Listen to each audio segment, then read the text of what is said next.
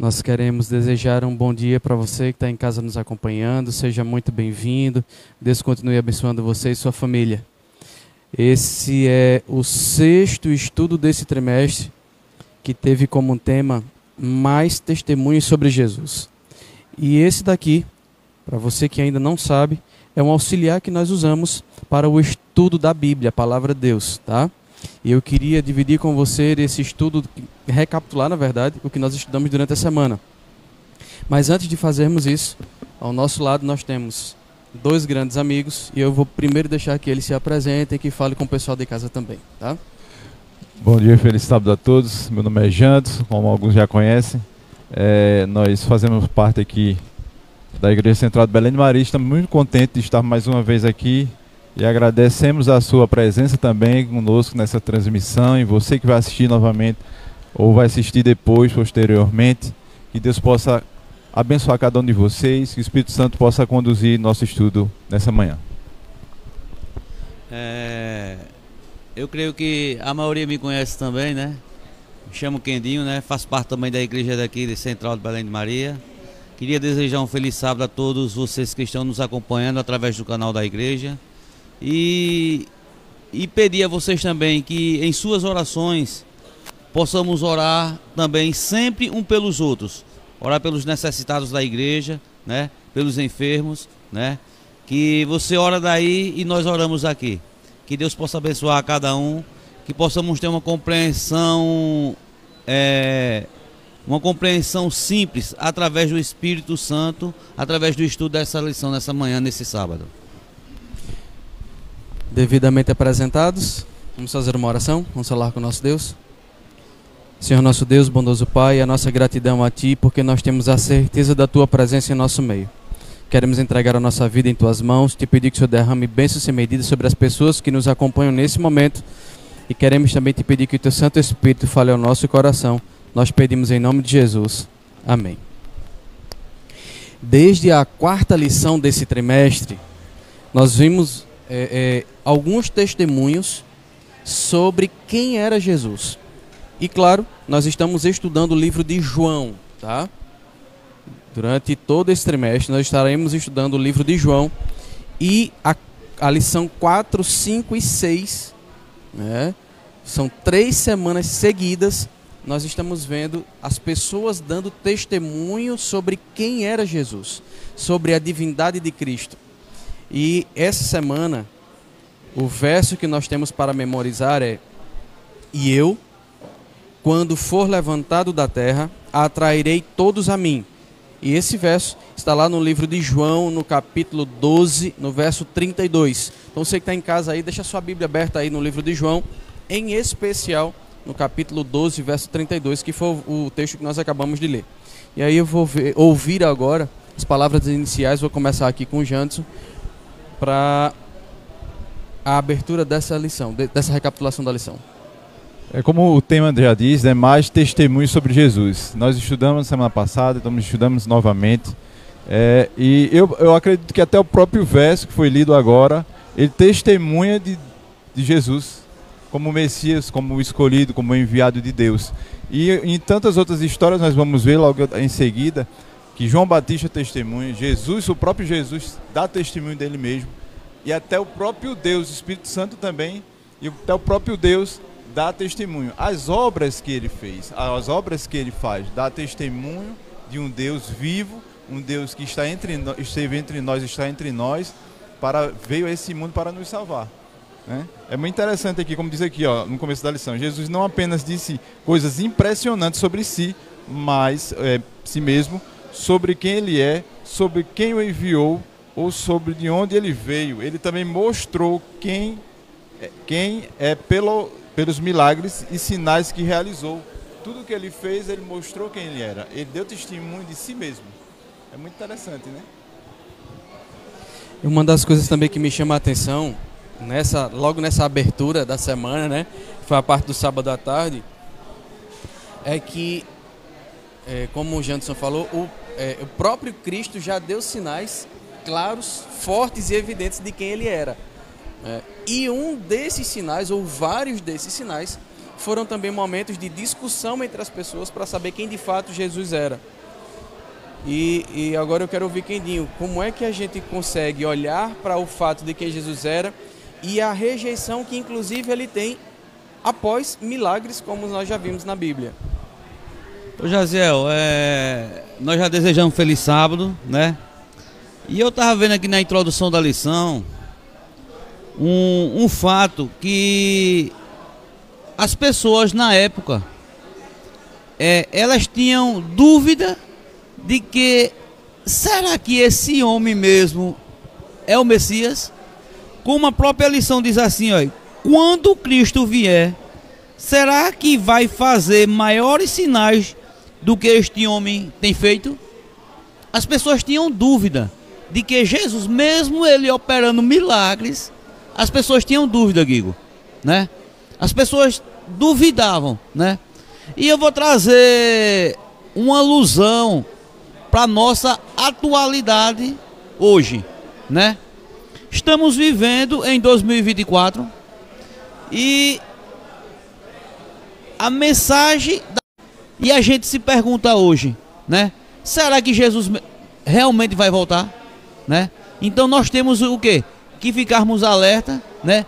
Estudarmos e pedirmos ao Espírito Santo que nos dê a iluminação para compreendermos essas mensagens. Assim como as pessoas duvidavam, desacreditavam de que Jesus era o Messias, muitas pessoas hoje também, elas duvidam, desacreditam que Jesus vai voltar também. Nós temos uma urgência para as pessoas que se declaram como um povo de Deus, não é para sermos advogados de Cristo, mas para sermos testemunhas. É contarmos para as outras pessoas o que Deus fez e faz por nós. Quem é a pessoa de Jesus Cristo para nós?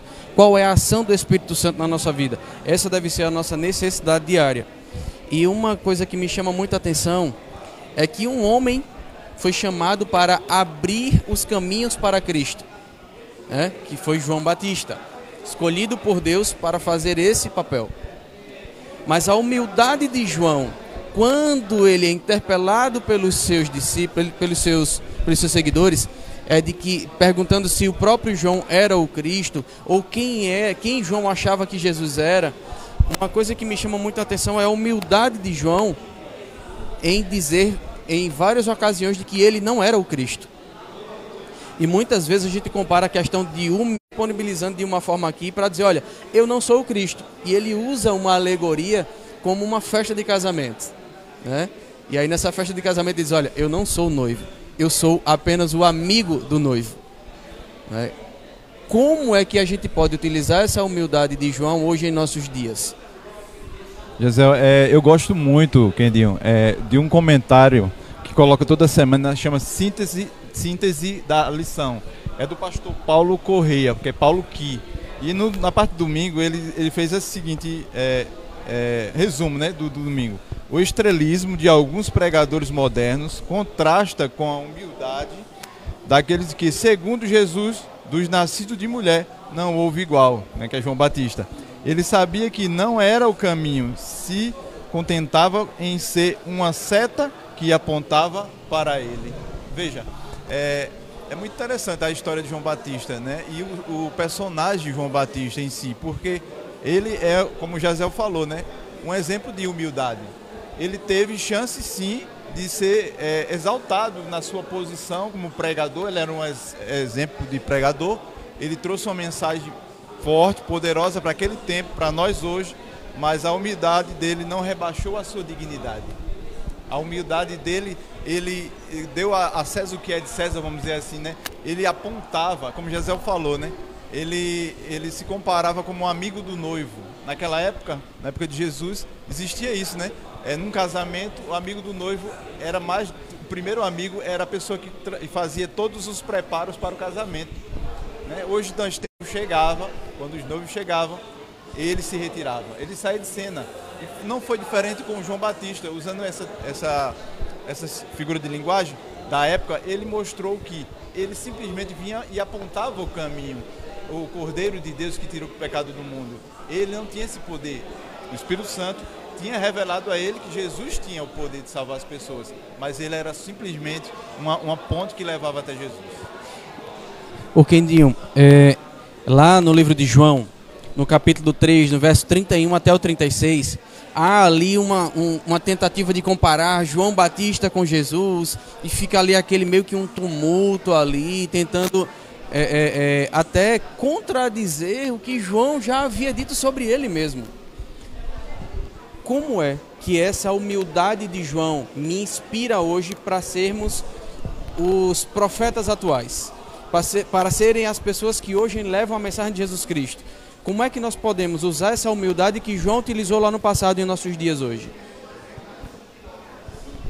A gente vê, Jaziel, que assim como Guigo tinha enfatizado da relação do noivo, que era amigo do noivo, né? Jesus como noivo e o povo como sendo o quê? A noiva, né? Sendo a noiva, né? Inclusive, eu vou começar assim do começo, né, do estudo, que diz assim: os discípulos de João, eles se sentiram enciumados porque Jesus estava batizando do outro lado do rio, né? E eles perguntaram: João, aquele que está batizando lá do outro lado, como é que é essa história, né? E João, como sendo um precursor, e dizer assim: não, eu que estou pregando o evangelho aqui, eu que sou o Messias. Mas ele veio fazer o quê? Veio fazer o papel de ser o precursor de Jesus, né? E aqui, como Jaziel fez aqui a pergunta, continua a comparação entre Jesus e João Batista, né? Mostrando a superioridade do Messias sobre seu precursor. A ideia de testemunho é enfatizar novamente pelo testemunho de João. João estava dando testemunho novamente. Que aponta para Jesus. Tudo que João fazia, ele apontava para Jesus como sendo o quê? Como sendo o Messias, né? Nada que ele falava de si, mas falava mostrando para Jesus, né, o seu testemunho, né? Mostrando o seu testemunho. E a lição, Jaziel, aqui, ela traz um comentário muito importante aqui, que diz aqui, ó: aqueles que não recebem permanecem sobre a ira de Deus. Aqui, ó. Deixa eu ver aqui. Os que recebem esse testemunho, aqueles que acreditaram no testemunho de João em relação a Jesus, né? A lição diz aqui: tem a vida eterna. Aqueles que não recebem permanecem sobre a ira de Deus. Isso é o que diz o texto: Deus ama o mundo e enviou o seu Filho para redimir o mundo. Então, a mensagem para nós hoje, Guigo, é a seguinte: a mensagem, ela tem sido dada. E a gente sabe que no final da história desse mundo, aqueles que acreditarem, aqueles que confiarem e acreditarem no sacrifício de Cristo, esses serão salvos.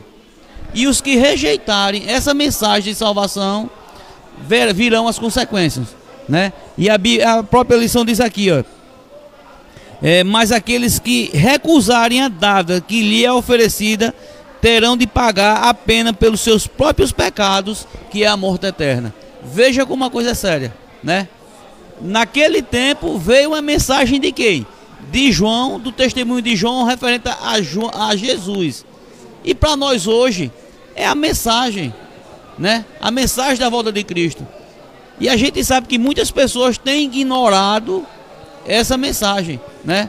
E eu vou falar, Guigo, aqui, às vezes a gente diz muitas pessoas, e as pessoas pensam que a gente está falando das pessoas lá fora da igreja. Não, somos nós mesmos que estamos aqui dentro da igreja, né? Porque nós estamos dentro da igreja, Aziel, mas isso não é uma garantia de salvação, né?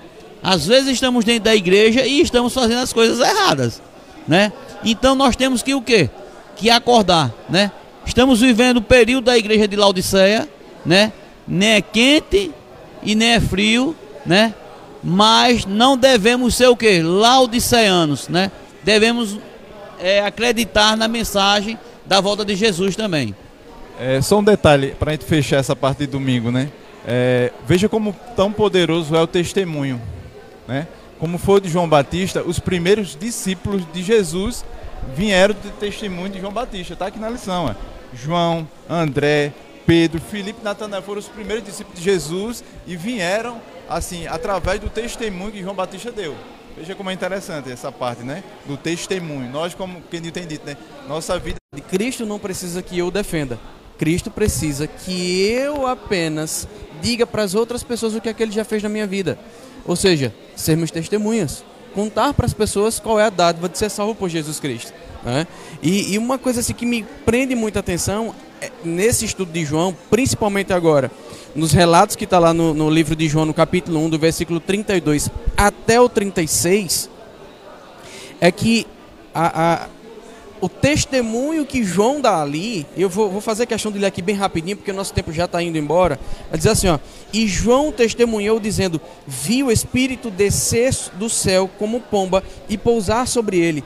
Eu não o conhecia, aquele porém que me enviou a batizar com água me disse, aquele sobre quem vires descer e pousar o Espírito, esse é o que batiza com o Espírito Santo. Pois eu de fato vi e tenho testificado que ele é o Filho de Deus. Então eu tenho João aqui dizendo, olha, Deus quando me chamou, ele disse o seguinte, você, João, vai batizar com água.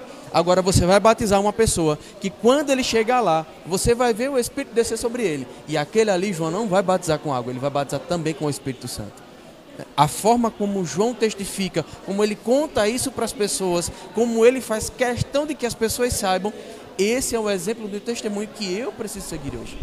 Mas aí quando eu olho agora para a continuidade dessa lição, eu vejo hoje também, como o Quendinho falou, dentro e fora da igreja, as pessoas precisam de um Messias do jeito que elas querem, não de fato como o Messias precisa ser.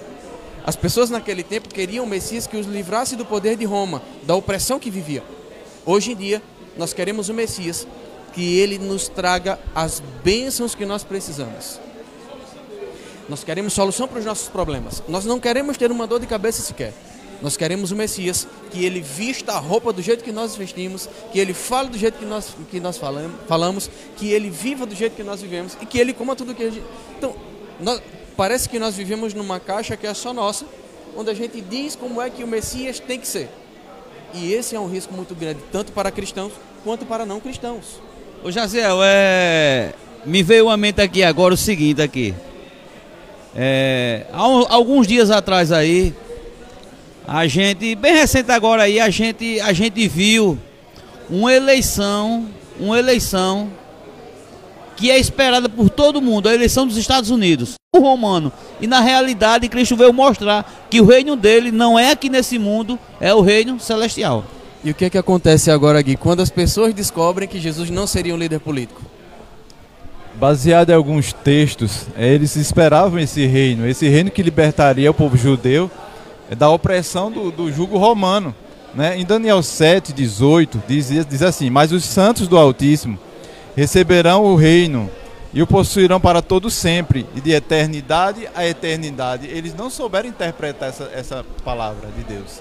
Eles pensavam que os santos, eles judeus, iam reinar sobre eles. Jesus seria seu rei.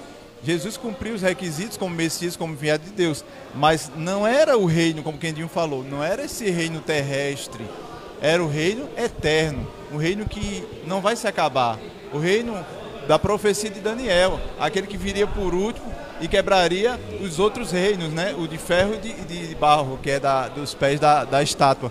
Então, quando Jesus veio, essa compreensão, João queria fazer com que eles compreendessem isso tudo. E o que me impressiona também, Jaziel e Quendinho, é o que diz o Espírito de Profecia, lá em Desejar Todas as Nações, que diz assim, quando no batismo de Jesus, João o apontou como o Cordeiro de Deus, nova luz foi projetada sobre a obra do Messias. A mente do profeta foi dirigida às palavras de Isaías, como o cordeiro foi levado a matadouro, Isaías 53:7. Veja, Naquele momento, o próprio profeta também, ele foi esclarecido sobre o Cordeiro de Deus.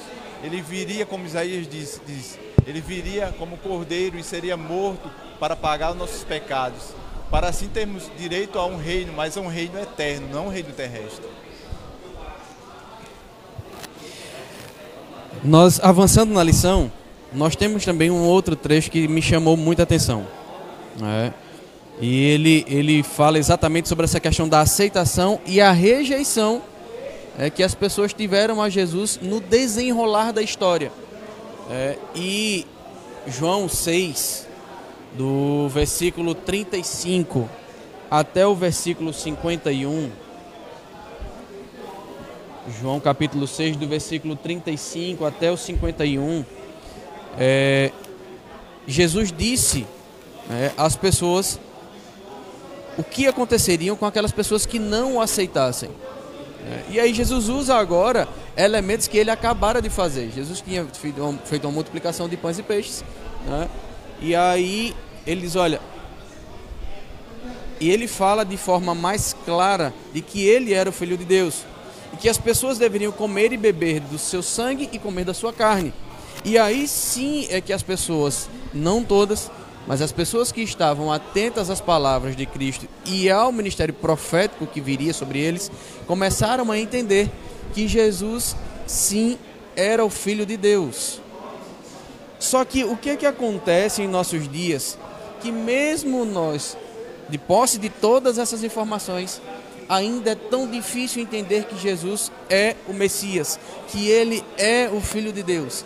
Se existiu uma resistência lá no passado, e nós conhecemos a história do passado, por que é que essa resistência ainda acontece hoje?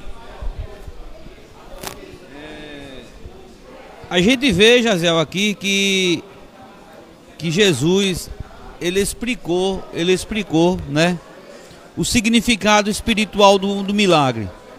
Eu sou o pão da vida, né? Eu sou o pão da vida. Jesus explica que esse pão é a sua carne, que ele daria pela vida de quem?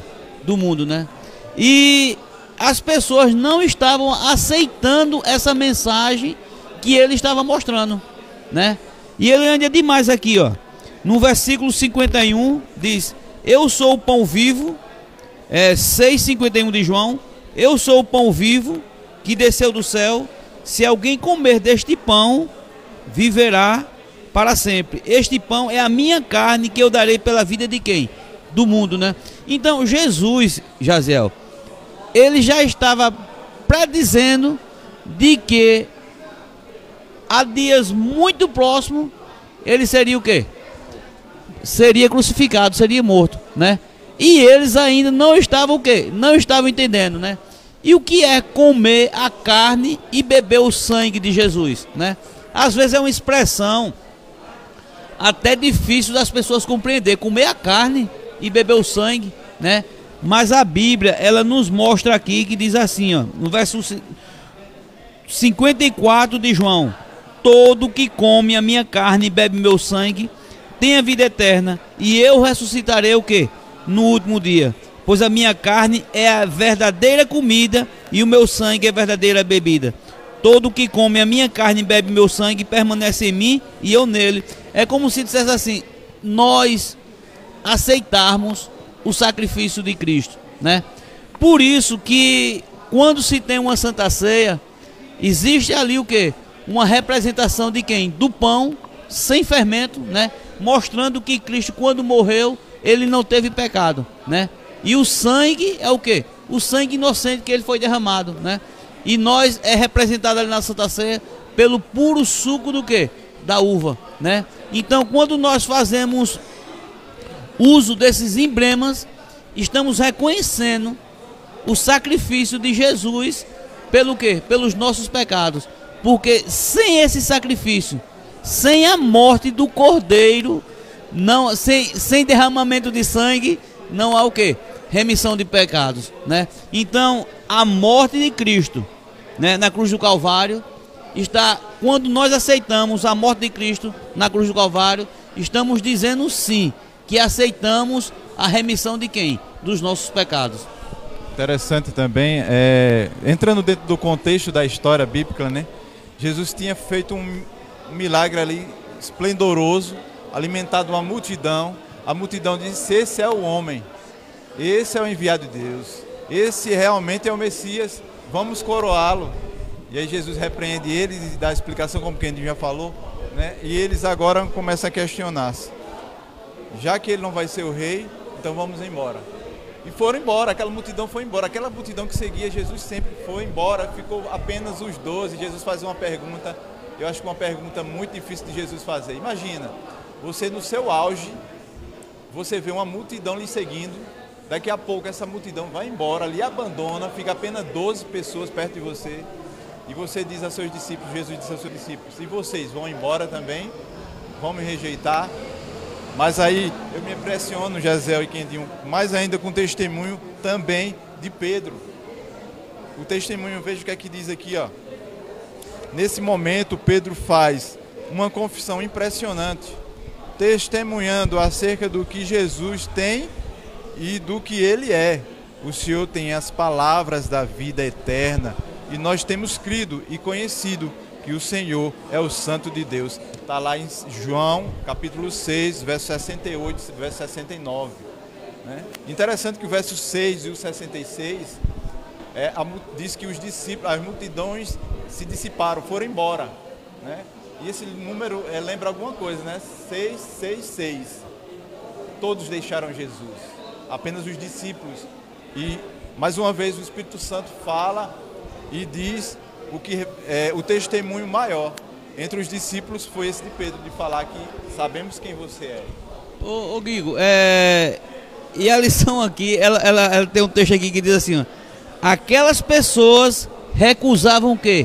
A conversão, né? Aquelas pessoas recusavam a conversão.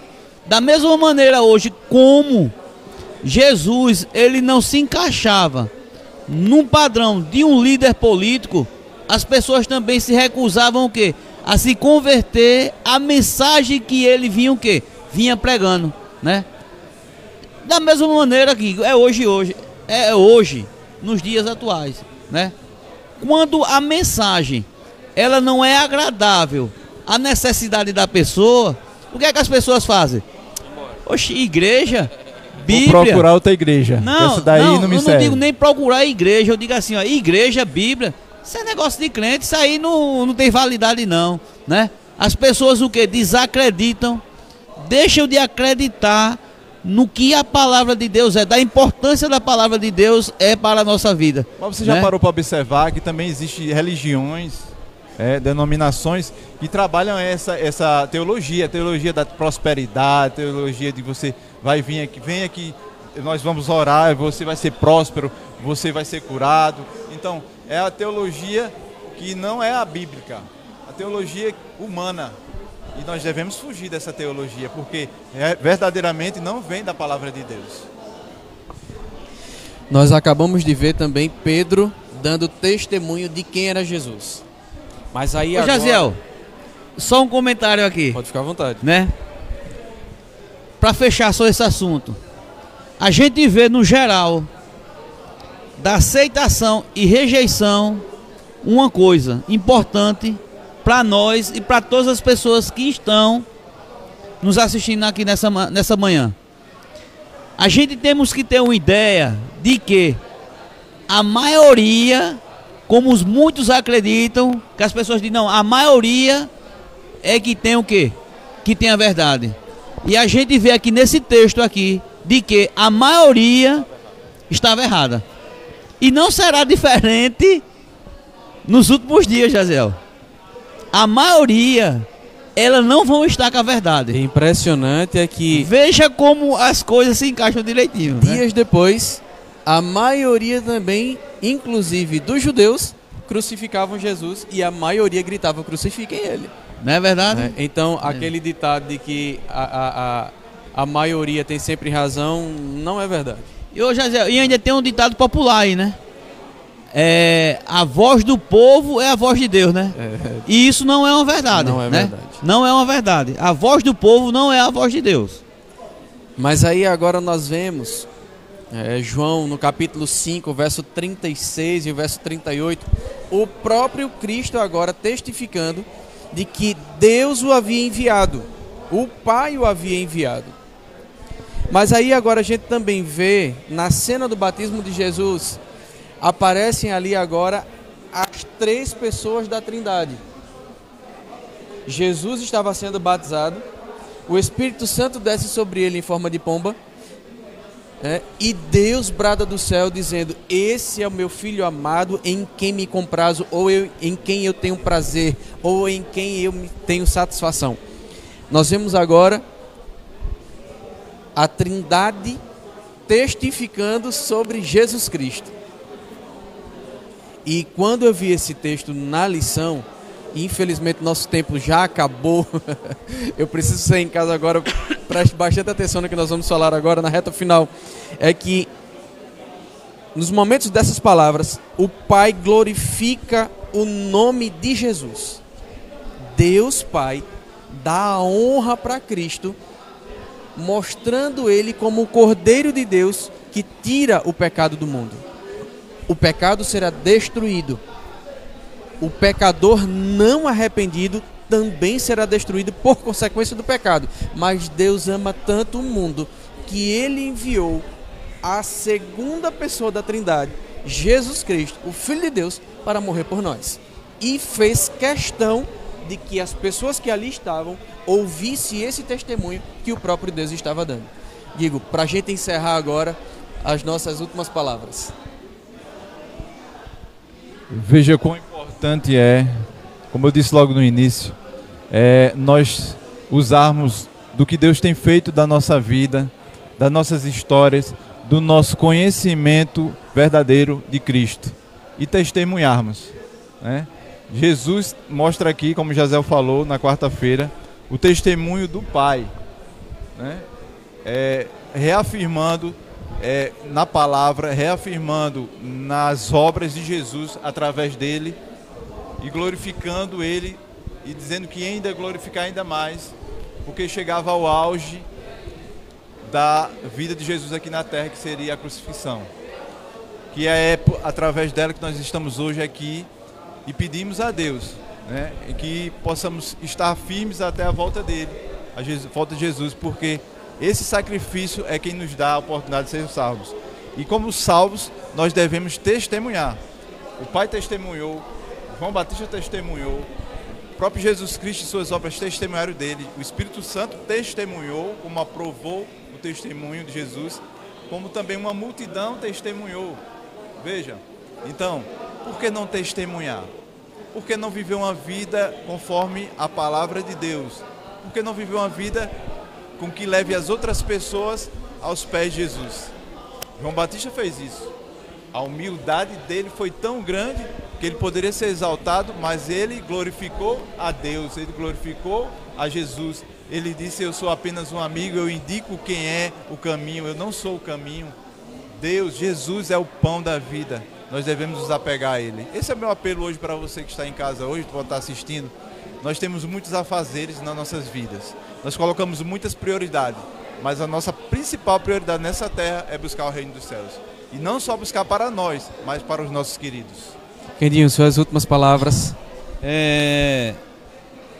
Minhas últimas palavras nesse estudo dessa lição dessa manhã é a seguinte: os samaritanos testemunharam, Moisés testemunhou de que viria um Messias, né?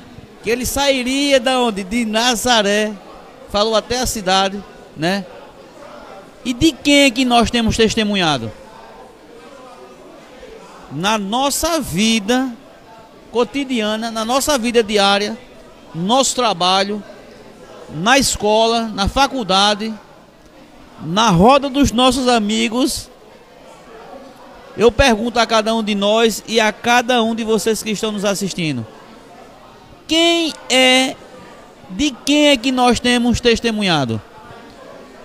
Qual tem sido o meu testemunho ao longo da minha vida? Qual tem sido o meu testemunho na minha vizinhança? Jaziel, é fácil demais a gente no sábado pela manhã tomar o nosso banho, pegar a nossa Bíblia, colocar debaixo do braço e dizer, vou para a igreja. E muitas vezes durante a semana, Guigo, o nosso testemunho tem sido um testemunho de rejeição. As pessoas até falam assim, tão bonitinho no sábado, mas durante a semana comprou em determinado lugar e não pagou.